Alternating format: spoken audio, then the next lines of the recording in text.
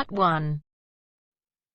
You will hear a woman talking on the telephone to a man about a car he is selling. First, you have some time to look at questions 1 to 4.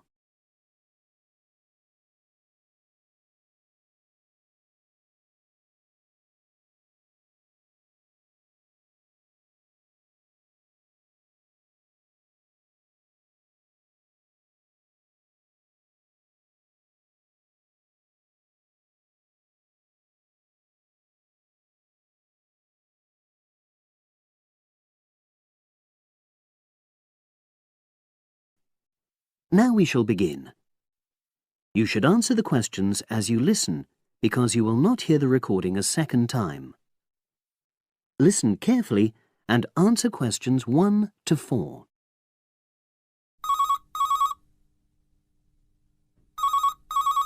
Hello, Brian Park speaking. Oh, hello. I'm calling about the advert in the paper. For the car? Yes, the Mini you've got advertised for sale. Oh, yes. I just wanted to find out a bit more information. Of course. What would you like to know? It's my brother who's interested, actually, but he's not in today, so he asked me to call you. Fine. Great, thanks. So, it's a Mini, Yep. and how old is it? Just coming up to 13 years old. And I seem to remember from the ad that it's grey. That's it. Doesn't show the dirt. Absolutely. Anyway, the colour shouldn't be a problem for Jeff. You know, the important thing is the quality. Yes, of course. And what about mileage? With it being pretty old, it's probably over 100,000? Actually, it's 40,000 less than that. 62,000 on the clock. Great! I remember now. I'm confusing it with another ad I was looking at. Right. Pleasant surprise then. Yeah. Have you been the only owner, or was there a previous one? I'm the second one. Before, it was owned by a teacher who was a very careful driver. Didn't have any accidents. Very good. And what about you? What do you tend to use it for? I haven't used it all that much, mostly for shopping. You know, the sort of thing. So not much wear and tear. I'll make a note of that. I know Jeff wanted me to check that. Right. Before you hear the rest of the conversation, you have some time to look at questions 5 to 10.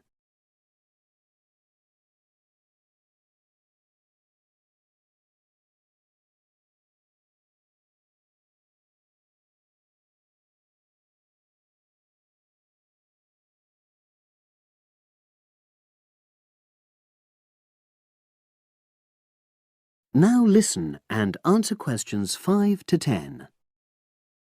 Now, about the price, I see you've got it down as £1,250. I'm not sure Jeff will be able to come up with that amount. In the ad, I did say 1,250 or nearest offer. So would you be prepared to go down to 1,000?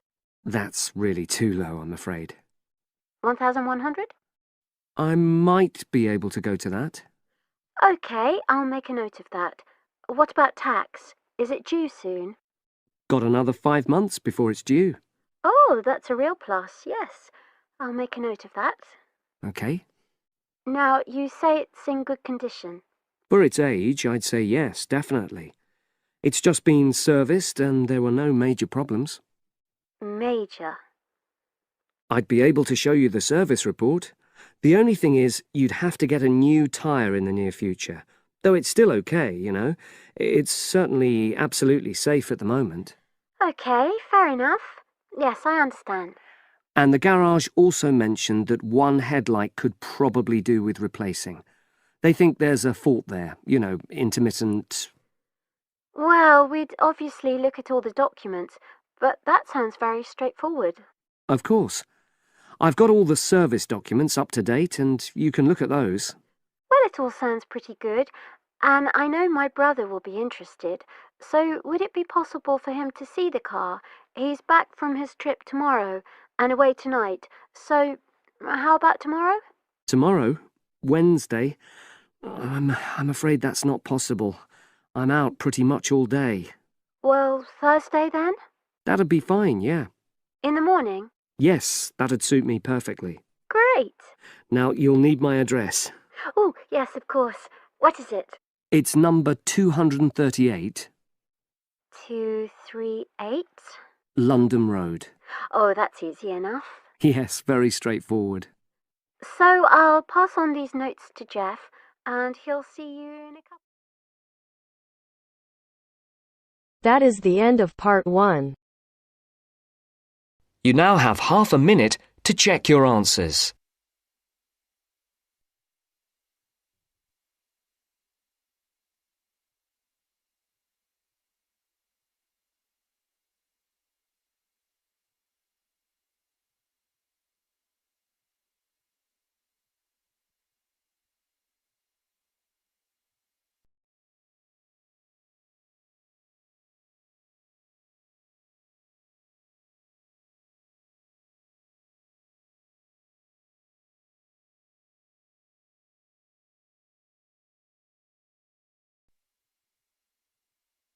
Now turns to part 2. Part 2. You will hear a tour guide talking to her tour group. First, you will have time to look at questions 11 to 15.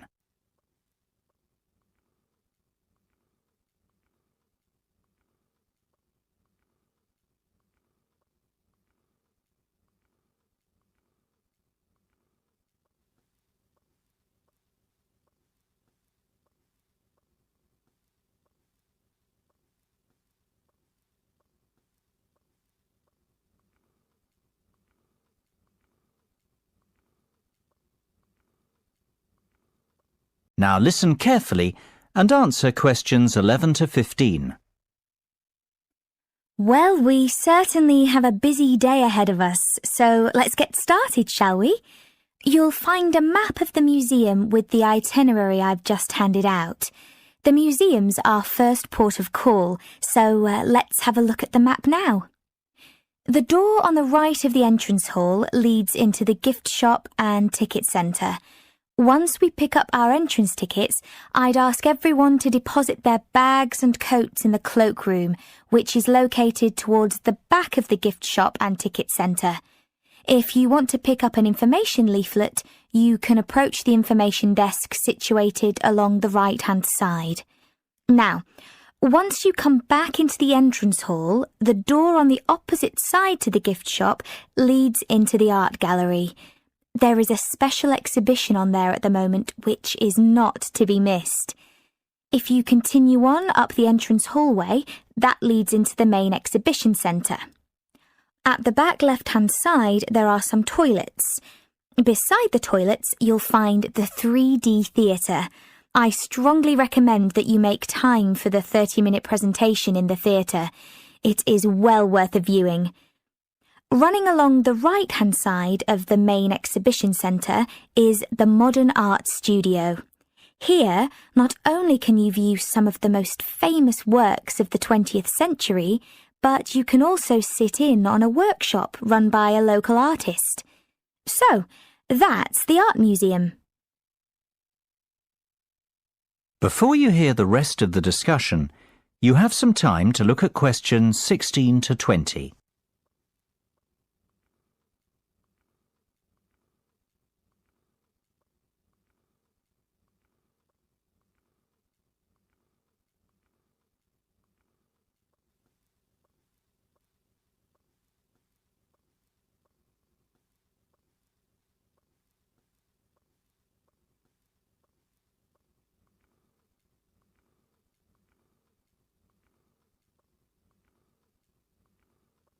Now listen and answer questions 16 to 20.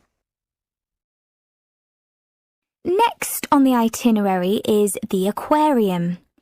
Depending on how long we spend at the museum, we might have to give this one a miss.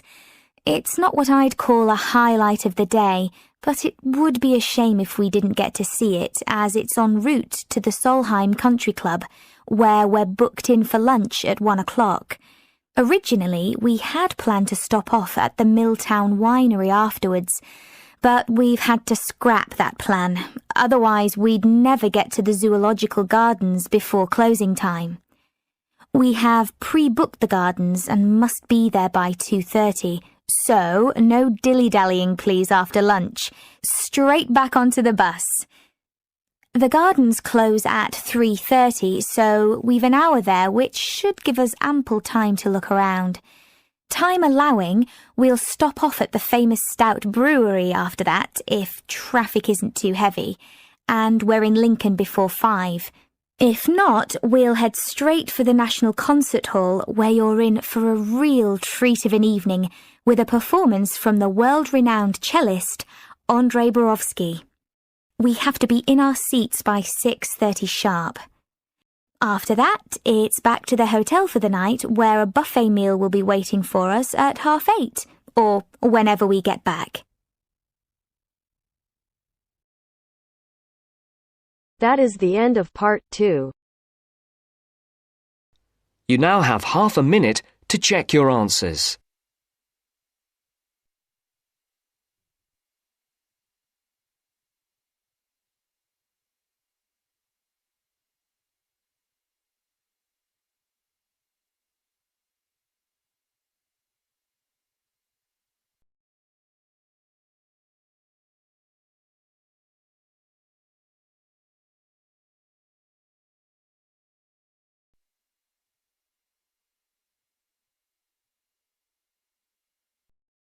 Now turns to part 3.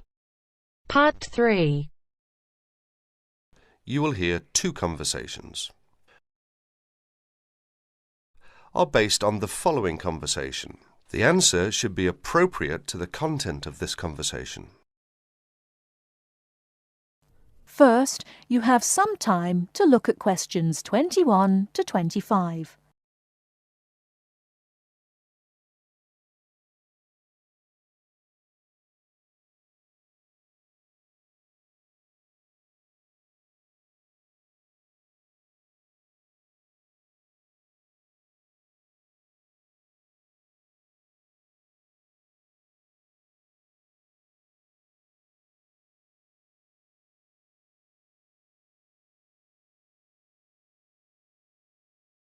Now, listen carefully and answer questions 21 to 25.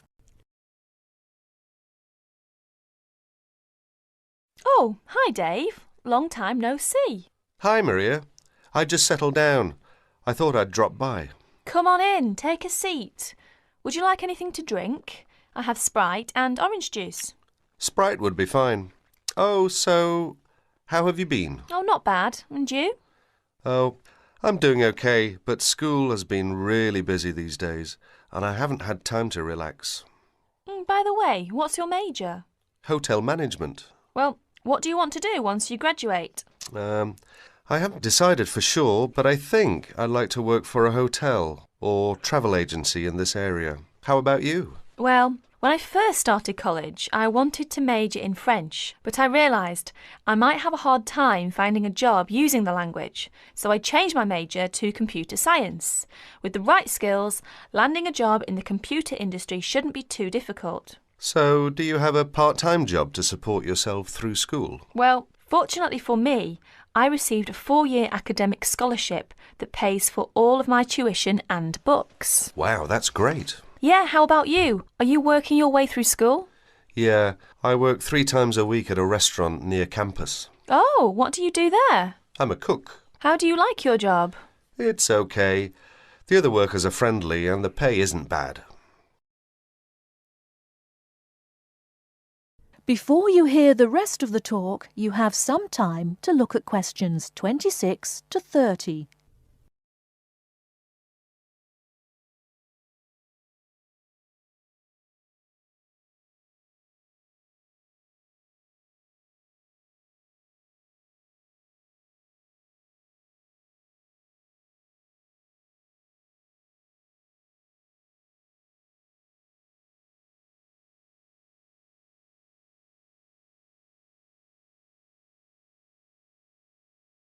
Now listen and answer questions 26 to 30. Several days later, Dave and Maria met on campus. So what do you want to do tomorrow? Well, let's look at this city guide here. Here's something interesting. Why don't we first visit the art museum in the morning? OK, I like that idea. And where do you want to have lunch? How about going to an Indian restaurant? The guide recommends one downtown, a few blocks from the museum. Now that sounds great. After that, what do you think about visiting the zoo? Well, it says here that there are some very unique animals not found anywhere else. Well, to tell the truth, I'm not really interested in going there. Yeah, why don't we go shopping instead? There are supposed to be some really nice places to pick up souvenirs. No, I don't think that's a good idea. We only have a few traveller's checks left, and I only have $50 left in cash. No problem. We can use your credit card to pay for my clothes. Oh no, I remember the last time you used my credit card for your purchases. Oh well, let's take the subway down to the seashore and walk along the beach. Now that sounds like a wonderful plan. That is the end of part 3. You now have half a minute to check your answers.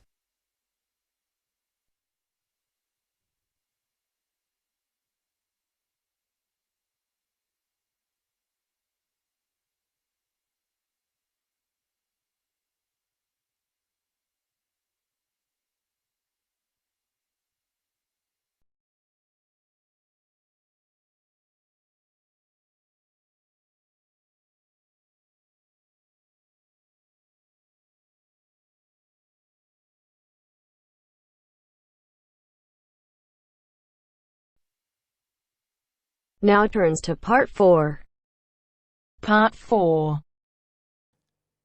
You will hear a part of a lecture about learning and bilingualism. First, you have some time to look at questions 31 to 40 on pages 44 and 45.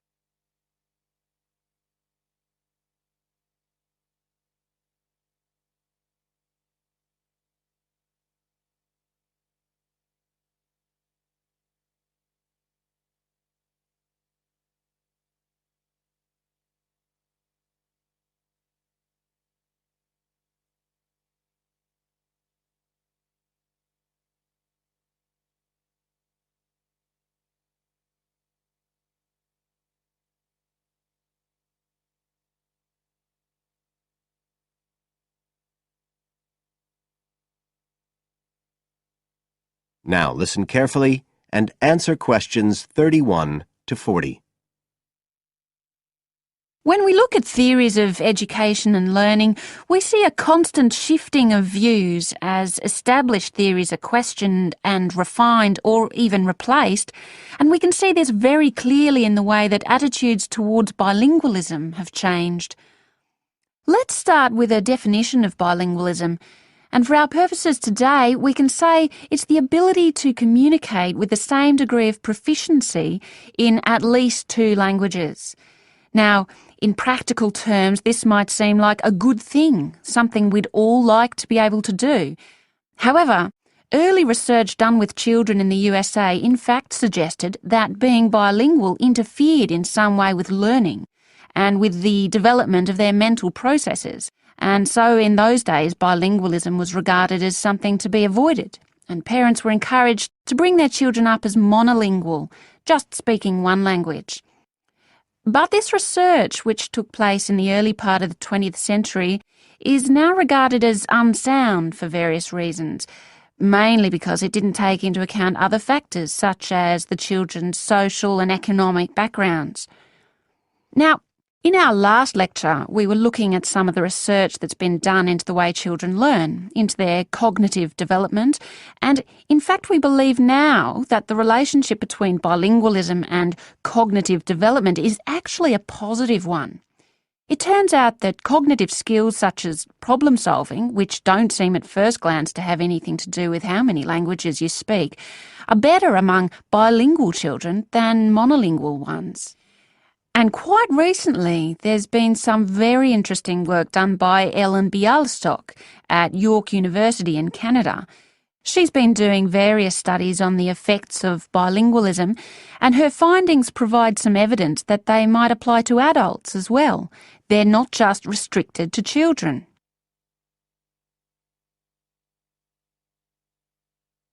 So how do you go about investigating something like this? Well, Dr. Bialystok used groups of monolingual and bilingual subjects aged from 30 right up to 88. For one experiment, she used a computer program which displayed either a red or a blue square on the screen. The coloured square could come up on either the left-hand or the right-hand side of the screen. If the square was blue, the subject had to press the left Shift key on the keyboard, and if the square was red, they had to press the right Shift key. So they didn't have to react at all to the actual position of the square on the screen, just to the colour they saw. And she measured the subject's reaction times by recording how long it took them to press the Shift key and how often they got it right. What she was particularly interested in was whether it took the subject longer to react when a square lit up on one side of the screen, say the left, and the subject had to press the Shift key on the right-hand side. She'd expected that it would take more processing time than if a square lit up on the left and the candidates had to press a left key. This was because of a phenomenon known as the Simon effect, where basically the brain gets a bit confused because of conflicting demands being made on it. In this case, seeing something on the right and having to react on the left. And this causes a person's reaction times to slow down. The results of the experiment showed that the bilingual subjects responded more quickly than the monolingual ones. That was true both when the squares were on the correct side of the screen, so to speak, and even more so when they were not. So bilingual people were better able to deal with the Simon effect than the monolingual ones. So what's the explanation for this? Well, the result of the experiment suggests that bilingual people are better at ignoring information which is irrelevant to the task in hand and just concentrating on what's important. One suggestion given by Dr. Bialystok was that it might be because someone who speaks two languages can suppress the activity of parts of the brain when it isn't needed. In particular, the part that processes whichever language isn't being used at that particular time. Well, she then went on to investigate that with a second experiment. But again, the bilingual group performed better. And what was particularly interesting, and this is, I think, why the experiments have received so much publicity, is that in all cases, the performance gap between monolinguals and bilinguals actually increased with age, which suggests that bilingualism protects the mind against decline. So, in some way, the lifelong experience of managing two languages may prevent some of the negative effects of ageing. So that's a very different story from the early research. So what are the implications of this for education? That is the end of part 4. You now have half a minute to check your answers.